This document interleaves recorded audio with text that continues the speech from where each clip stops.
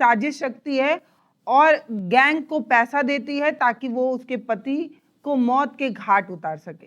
हैरानी ये है कि ये पूरा मामला जो है वो शादी, सुहागरात और हनीमून के बीच आकर रुक जाता है और 1 महीने के अंदर उस लड़की ने इतना बड़ा कदम जो है वो उठा लिया है। सोशल मीडिया पर इसकी खूब चर्चा है। चर्चा इस बात को लेकर है कि सोनम बेवफा है। सोनम रघुवंशी एक पहला केस नहीं है, इससे पहले भी हमने नीला ड्रम वाला केस भी देखा और अलग अलग ऐसे कई केसेस सामने आ रहे हैं जिसमें पत्नियां अपने पति पर टॉर्चर कर रही हैं। सिर्फ टॉर्चर नहीं कर रही हैं, उनकी जीवन लीला समाप्त कर ले रही हैं, जिंदगी लील जा रही हैं। आखिर ये जो महिलाएं हैं उनसे क्या सवाल किया जा सकता है? पहला सवाल यही है कि अगर मोहब्बत है किसी से तो अपने परिवार से लड़ो, अपने प्यार को साबित करो और शादी करो।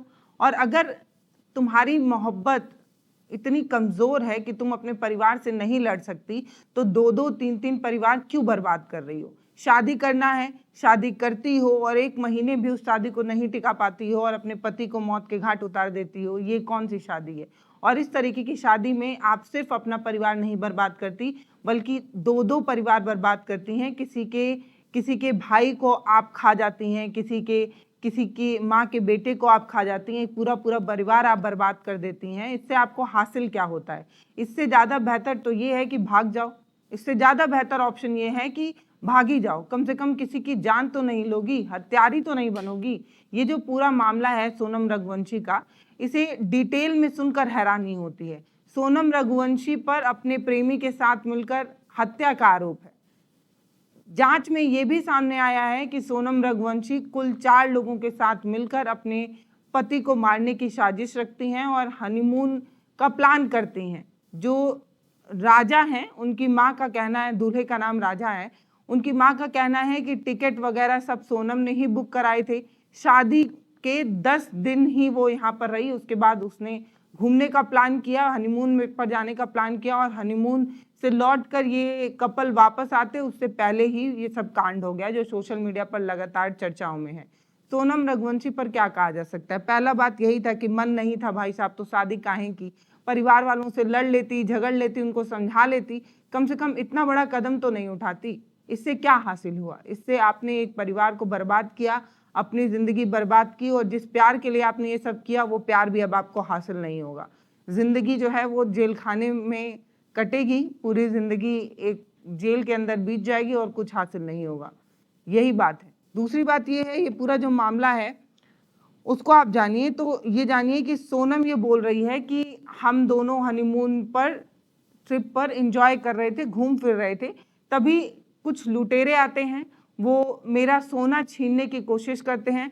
तब मेरे पति राजा जो हैं वो बचाने की कोशिश करते हैं। इस बीच लुटेरे और राजा के बीच हाथापाई होती है और वो जो लुटेरे होते हैं वो मेरे पति को मार देते हैं और मेरा किडनैप कर देते हैं। इस तरीके की बात सोनम रघुवंशी कह रही हैं। लेकिन सोनम रघुवंशी जो है वो गाजीपुर के एक ढाबे पर करीब रात 1 बजे जो है वो पाई जाती हैं। उनके शरीर पर किसी भी जख्म का निशान नहीं है। ऐसा नहीं लगता कि सोनम रघुवंशी को पीटा गया है, मारा गया है, ऐसी कोई भी निशान नहीं है। पर सोनम रघुवंशी का ये कहना है कि लुटेरों ने उसे अगवा किया और उसे एक गाड़ी में बैठा कर लेकर लाकर ये गाजीपुर के इस ढाबे के पास छोड़ दिया।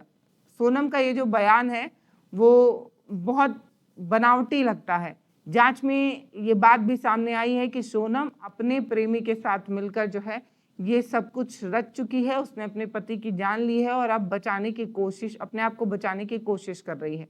सोनम रघुवंशी का ये जो मामला है इसे देखकर सिर्फ इतना कहना है तमाम उन लड़कियों को कि किसी का बेटा मत छीनो, किसी के परिवार को बर्बाद मत करो, किसी का कुल का जो दीपक है उसे बुझाने की बजाय तो बेहतर यही है कि आप अपने परिवार वालों से लड़ लीजिए, झगड़ लीजिए, उन्हें समझा लीजिए, बुझा लीजिए और कुछ नहीं हो पाता है तो कम से कम भाग जाइए, लेकिन किसी की जान तो मत लीजिए। आप इस तरीके का कदम उठाती हैं उससे सिर्फ एक परिवार नहीं बर्बाद होता है बल्कि 2-2 परिवारों पर संकट के बादल मंडराने लगते हैं और तुम्हारी जिंदगी तो जो बर्बाद हुई सो हुई। इस तरीके की मानसिक बीमारी जो हो रही है इस पर बड़ा सवाल यही है कि अगर सोनम को राजा से शादी नहीं करनी थी, आप खुद ही सोचिए कि ये पूरी शादी 11 मई को हुई, अभी 11 तारीख आएगा तब शादी को 1 महीना होगा, अभी 11 आया भी नहीं है। तो आखिर ऐसी ऐसी क्या मजबूरी रही होगी, ऐसा क्या टॉर्चर राजा ने सोनम के साथ किया होगा कि सोनम को इस तरीके का कदम उठाना पड़ा होगा। अमूमन इस तरीके के केस में महिला जो है वो विक्टिम कार्ड खेलती हैं और ये कहने की कोशिश करती हैं कि पति शराब पीता था, मारता पीटता था, पति मेरे पर टॉर्चर करता था, इसलिए मुझे इस तरीके का कदम उठाना पड़ा। कई जगहों पर पत्नी जो है वो पति के अवैध संबंध होने को भी जो है वो इस तरीके की दलीलें देती हैं कि पति जो है वो किसी और को पसंद किया करते थे, किसी और के साथ रहा करते थे, इसलिए मुझे इस तरीके का कदम उठाना पड़ा। लेकिन आजकल की महिलाएं एक कदम आगे बढ़कर काम कर रही हैं। आजकल की जो लड़कियां हैं, आजकल की जो पत्नियां हैं, ये लोग एक कदम आगे बढ़कर पहले पति की हत्या करती हैं, पहले साजिश रचती हैं, फिर उसके बाद बहाना ढूंढने की कोशिश करती हैं और सारे बहाने फ्लॉप हो जाते हैं। बाद में पता ये चलता है कि खुद ही अपने ही हाथ से अपने मांग का सिंदूर इन लोगों ने जो है वो पोंछ लिया है, अपने सुहाग को मिटा दिया है।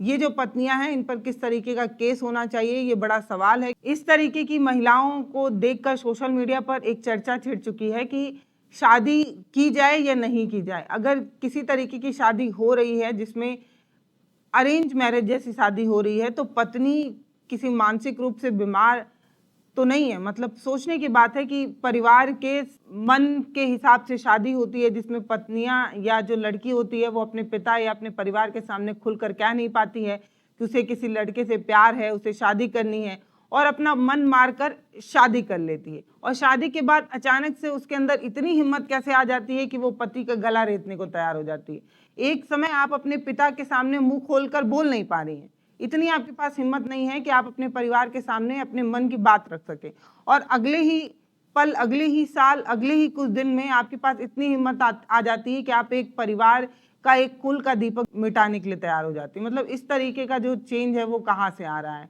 इस तरीके का ट्रेंड जो चल रहा है उससे पूरे समाज में डर और भय का माहौल हो चला है। शादी विवाह से जो युवा पक्ष है वो डर रहा है, घबरा रहा है कि भाई साहब, अगर जिंदगी में बड़ा होना है, जिंदगी में सफलता हासिल करनी है, तो जिंदा रहना जरूरी है, और जिंदा रहने के लिए कुंवारा रहना जरूरी है, क्योंकि पता नहीं सोनम या कोई और आपकी जिंदगी में काले साए की तरह दुल्हन बनकर ना आपके घर में आ जाए। इसलिए बेहतर यही है कि कुंवारे बने रहें। इस तरीके की चर्चाएं सोशल मीडिया पर हो रही हैं। राजा की जो माँ हैं उमा रंगवंशी, उनका ये कहना है कि शिलोंग जाने का जो टिकट था वो सब कुछ जो है वो सोनम ने ही बुक कराया था। सोनम ने 6-7 दिन का टूर प्लान किया था, सारे टिकट सोनम ने बुक किए थे, लेकिन वापसी का कोई टिकट क्यों नहीं बुक किया था, ये बड़ा सवाल जो है वो राजा की माँ उठा रही हैं, उमा रघुवंशी। उमा का ये कहना है कि अगर सोनम के मन में कोई खोट नहीं था, अगर सोनम ऐसा कुछ नहीं करना चाहती थी, तो उसने जाने का टिकट बुक किया, तो वापसी का टिकट क्यों नहीं बुक किया?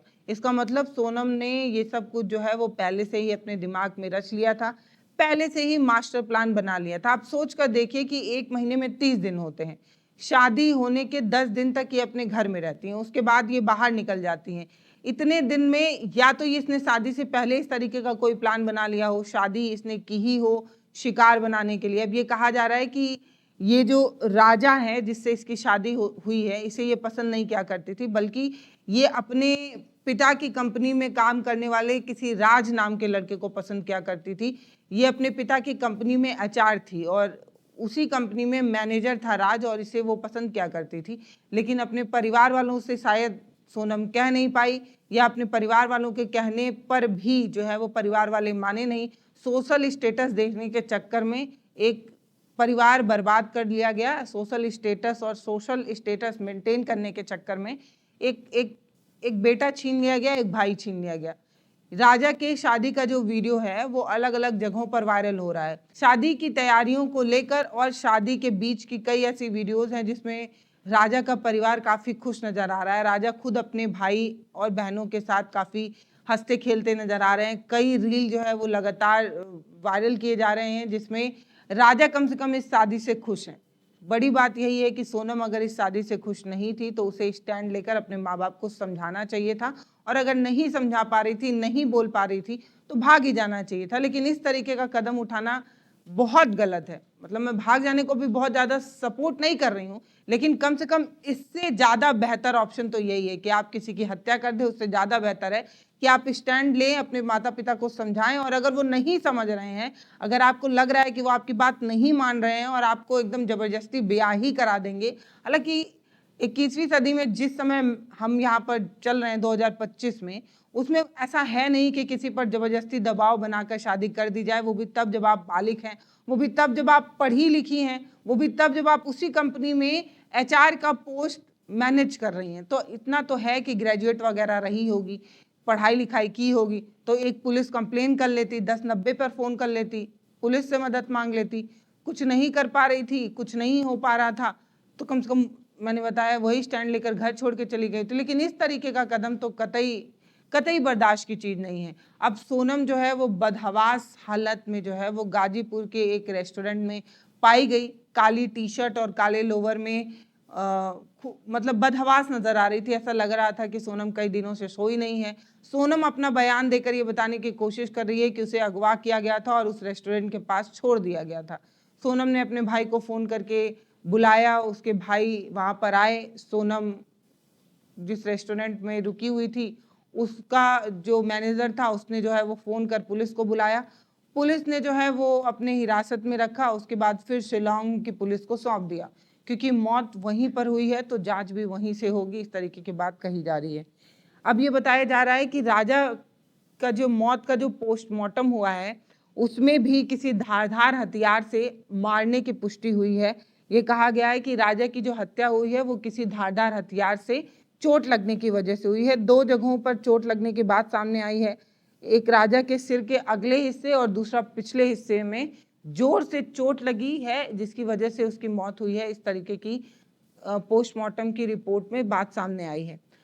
सोनम बेवफा निकली है या नहीं, या सोनम जो कह रही है उसमें सच्चाई है, ये जांच का विषय है, जांच में ही सामने आएगा।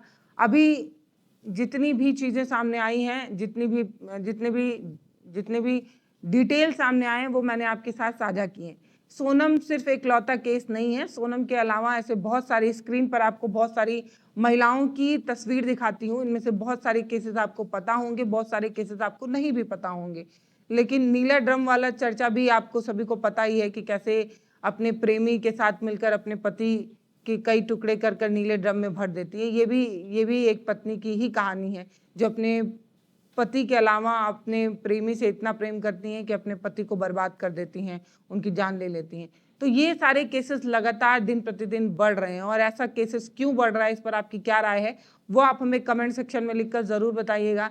ये भी बताइएगा कि लगातार पत्नियां इस तरीके का कदम क्यों उठा रही हैं। क्या आजकल की जो महिलाएं हैं वो मानसिक रूप से बीमार होती जा रही हैं, कि उन पर सहन शक्ति कम हो गई है, कि वो चीज़ों को सहन नहीं कर पा रही हैं, या जो वो डिसीजन ले रही हैं वो सब बहकावे में, अपने बॉयफ्रेंड के बहकावे में ले रही हैं। आपकी जो भी राय हो वो सब हमें कमेंट सेक्शन में लिखकर ज़रूर बताइएगा। नमस्ते, मैं पल्लवी हूँ, आप भारत एक नई सोच देख रहे हैं। अभी तक कुल 4 लोगों को गिरफ्तार किया जा चुका है। बाकी इस मामले में हमारी नज़र बनी हुई है, इस पर जो भी डिटेल आती है इस पर हम आपको जो है वो जानकारी देते रहेंगे। बहुत धन्यवाद।